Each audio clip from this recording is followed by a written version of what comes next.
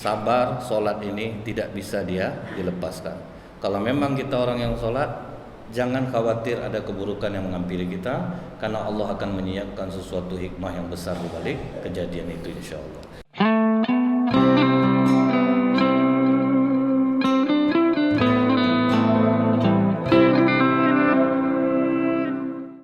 A'udzubillahi minasyaitonirrajim. Bismillahirrahmanirrahim. Assalamualaikum warahmatullahi wabarakatuh.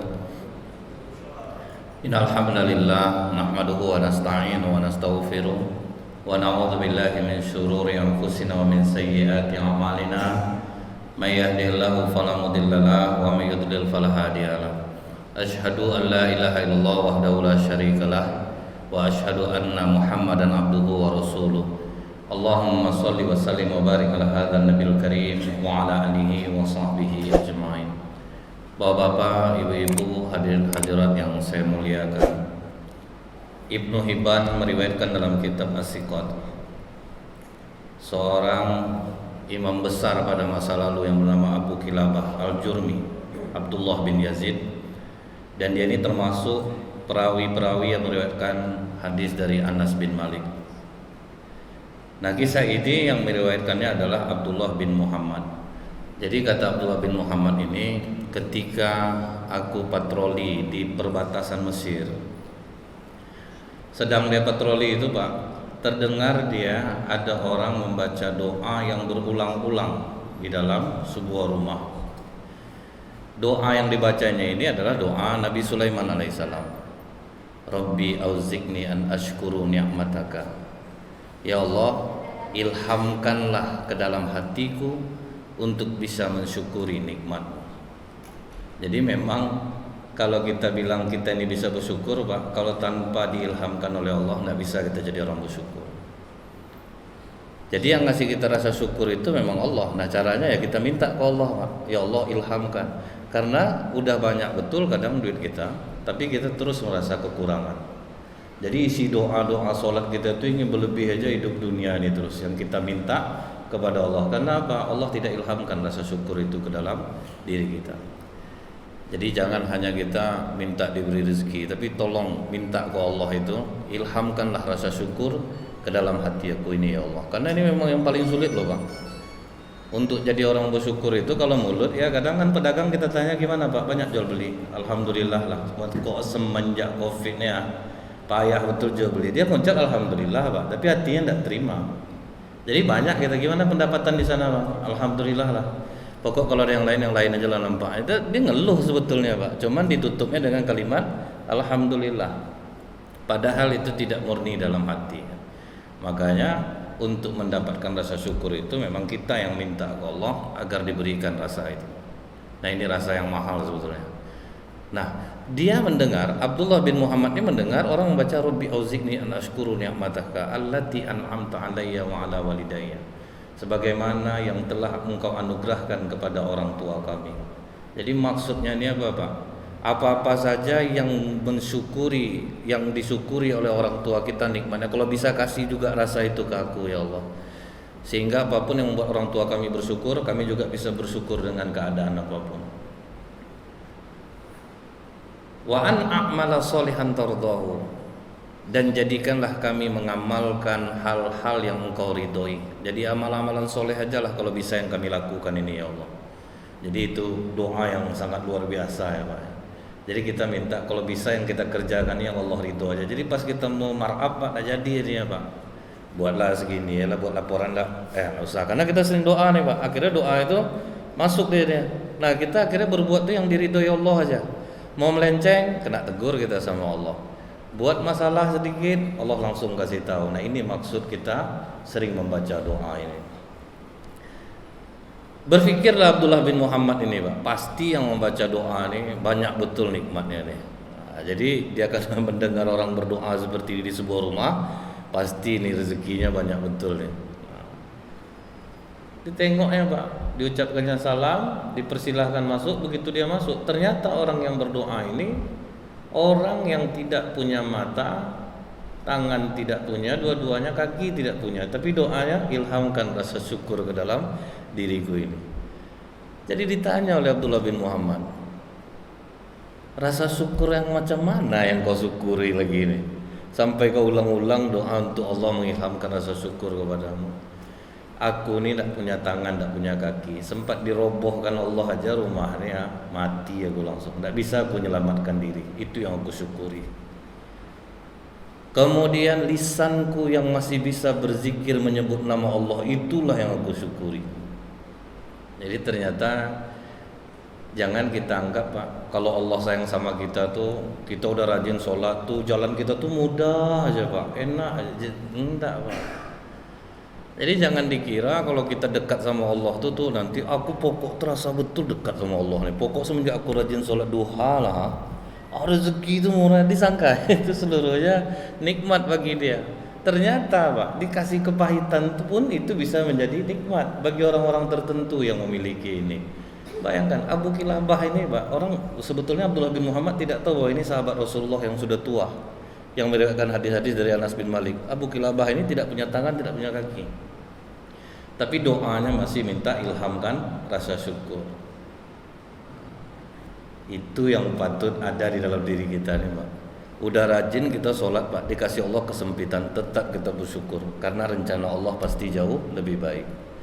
Udah pantas-pantas saya duduk sebetulnya di jabatan itu Ustaz. Datang kawan ya Ustaz, dijilat-jilatnya bos. Biasanya jilatnya kan anjing Pak, dijilat-jilatnya bos, dibanting-bantingnya saya. Akhirnya saya tidak duduk. Bagus sebetulnya itu Pak, tidak usah dirisaukan, karena rezeki tidak akan tertukar. Seluruh manusia kata Allah bersatu untuk menolongmu. Kalau tanpa izinku pertolongan itu tidak akan sampai kepadamu. Bersatu seluruh manusia ingin menjatuhkanmu, tanpa izinku mereka juga tidak akan mampu menjatuhkanmu. Jadi itu sebetulnya Mbak konsepnya. Jadi bersyukur dalam setiap keadaan. Nah ini yang diajarkan oleh Rasulullah kepada para sahabatnya. Kemudian apa kata Abdullah bin Muhammad? Kenapa kau banyak mengulang doa itu? Aku dalam keadaan saat ini kehilangan anakku sudah 3 hari.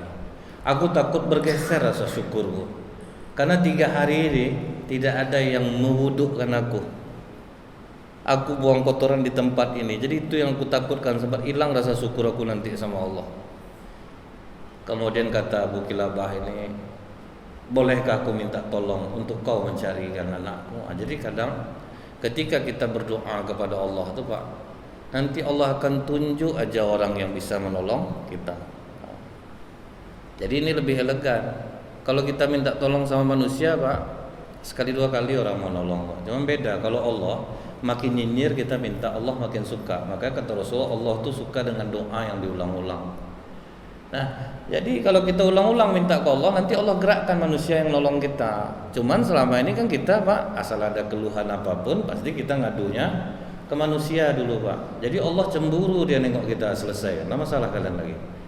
Seharusnya kalian tuh ngadu ke aku. Kalian sibuk ngadu ke manusia, sibuk ngadu ke manusia.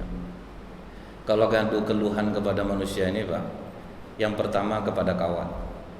Aturan tentram hidup kawan kita Pak, jadi ndak gara-gara masalah kita. Akan sedih kita jadinya Pak.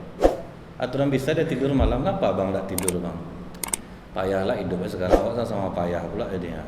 Akhirnya susah dia tidur jadi malam Pak. Yang kedua, kita menceritakan kepada musuh kita, dapat bahan baru dia jadinya. Berdosa dia jadinya dengar kita susah. Matilah kau kena kau sekarang kan. Itulah, jangan kau jahat juga sama. Jadi berdosa dia jadinya. Jadi kalau ada apa-apa tuh, sampai kata Ummul Mukminin Aisyah, sendal kalian putus pun ceritakanlah kepada Allah. Nah seperti Abu Kilabah ini, dia doanya ke Allah Pak. Dia ketuk langit, Allah utus orang di bumi untuk nolong dia.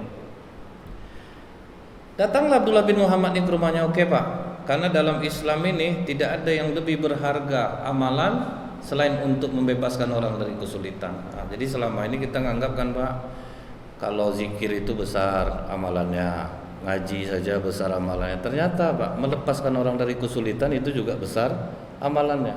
Membantu orang dalam keadaan susah itu besar amalannya. Jadi kalau kita yang udah ngaku sholat tapi cuek Pak, ini kelewatan sebetulnya ini. Karena banyak orang menganggap bahwa pokoknya gitu tuh ibadah kita pentingkan. Tapi ternyata Pak, bisa lebih penting untuk bisa membantu orang lain daripada amalan yang kita lakukan. Nah ini yang terjadi kepada murid Hasan al-Basri. Kata Hasan al-Basri, kau pergi ke sana, kau katakan kepada dia, Hasan al-Basri memerintahkan untuk pergi menolong ada saudara kita yang dalam keadaan susah. Begitu murid Hasan al-Basri datang menemui orang yang disuruh ini, kata dia, aku tidak bisa hari ini, aku sedang sholat nampak kau ini, tunggu aku selesaikan sholat aku dulu. Maka kata Hasan al-Basri, katakan kepadanya, jauh lebih mulia dia menolong orang daripada dia harus menyelesaikan ibadah sunnahnya. Jadi amalan dalam Islam ini kadang ada yang nilainya ringan Pak, tapi besar di sisi Allah. Salah satunya melepaskan orang dari kesulitan. Nah, ditolonglah oleh Abdullah bin Muhammad ini.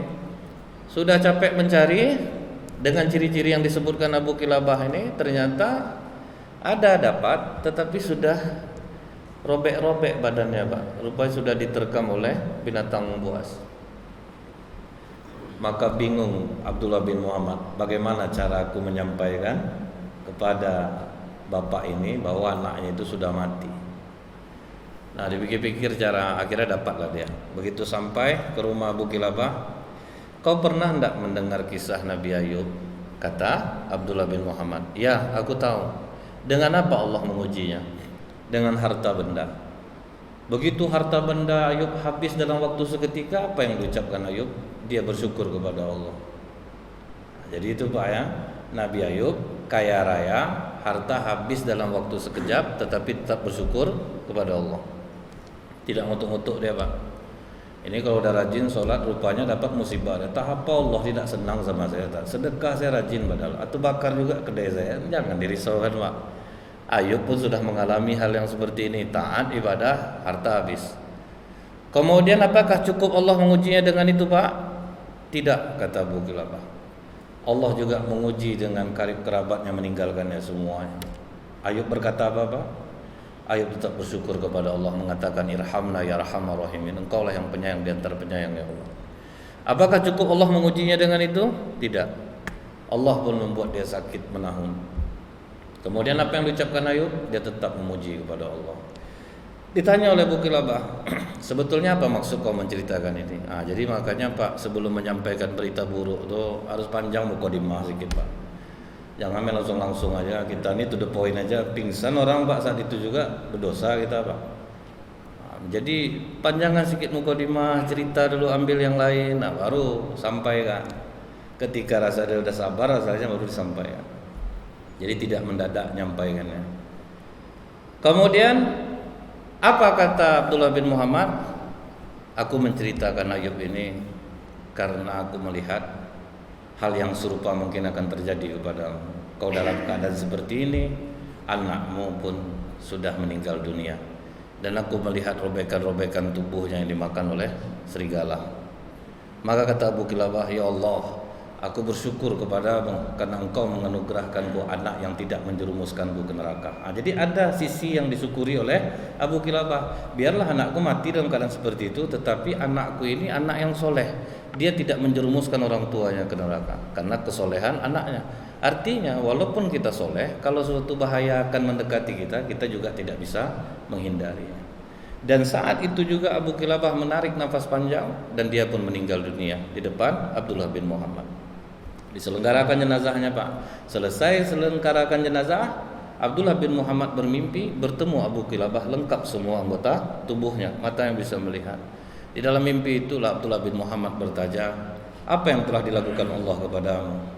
Allah memujiku dengan ucapan salamun alaikum bima sabartum. Selamat atasmu karena kesabaran. Nah, jadi disambut Allah dia dengan kalimat salamun alaikum bima sabartum. Artinya Pak, sabar, solat ini tidak bisa dia dilepaskan. Kalau memang kita orang yang solat, jangan khawatir ada keburukan yang menghampiri kita, karena Allah akan menyiapkan sesuatu hikmah yang besar di balik kejadian itu insyaallah. Subhanakallahumma bihamdika asyhadu alla ilaha illa anta astaghfiruka wa atubu ilaik. Assalamualaikum warahmatullahi wabarakatuh.